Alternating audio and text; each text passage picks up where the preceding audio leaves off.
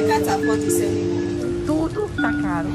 Приходится ужиматься, меньше есть. Global food prices are at the highest level in more than 6 years, driven by increases in crops from soybeans to corn.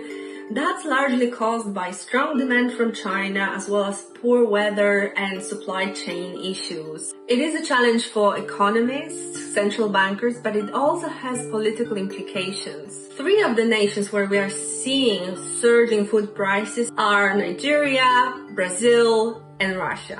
These are some of the most populous nations in the world, large middle-income economies where food actually makes up a larger share of consumer spending. This is where governments may be under more pressure to act in order to stem the impact of price increases. In January, food prices in Nigeria rose at the fastest pace in more than 12 years.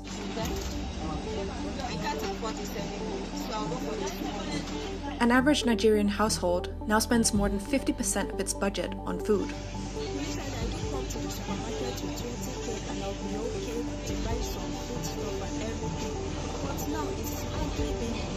The price hikes follow a perfect storm of food security challenges, from supply bottlenecks to terrorist attacks on farmers. Land border closures led to shortages of staples like rice, and the plunge in oil prices dried up foreign currency reserves needed to import goods.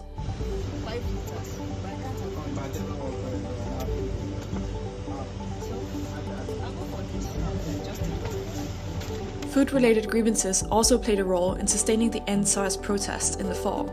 What first started as demonstrations against police brutality turned into looting of warehouses storing things like noodles, rice, and pasta.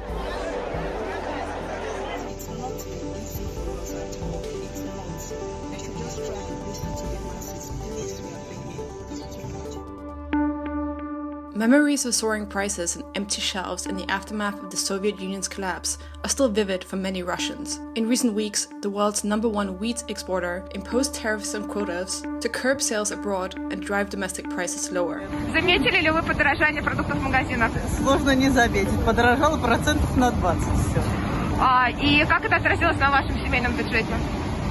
Приходится ужиматься, меньше есть. Russia's largest retailers were also ordered to freeze some food prices, with potato and carrot prices up by more than a third from last year. The worry is that such limits could backfire and end up fueling overall inflation when restrictions are lifted at the end of March. Depois da pandemia, então, os alimentos foram ficando um absurdo. Tanto padaria, verdura, fruta, tudo. Among emerging markets, Brazil saw the fastest increase in food prices in the past year relative to overall inflation.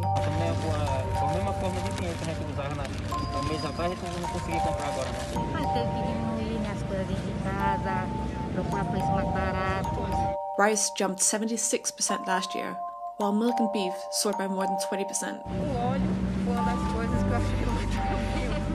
Litro de óleo de soja que você comprava de 3, 10 reais, 8 reais, o leite é muito caro, né? Tudo é caro. O arroz, eu nunca mais comi arroz branco. É um absurdo. Esses negócios.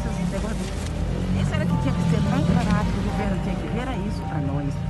Ainda mais para as pessoas que recebem salário mínimo igual eu recebo. The cost of securing vital nutrition threatens to widen inequality in a country with the biggest income gap in Latin America, a situation that's only been exacerbated by the pandemic. Nós não temos muito o que fazer no momento, tem muito o que fazer. Uma vez o dólar subindo, tal, tudo subindo. Qual a tendência? A tendência é que um dia se regularize. É o fim dessa pandemia, o fim de toda essa celeuma aí que foi jogada no mundo, esse pânico todinho que todo mundo está vivendo. Então eu acho que é por aí.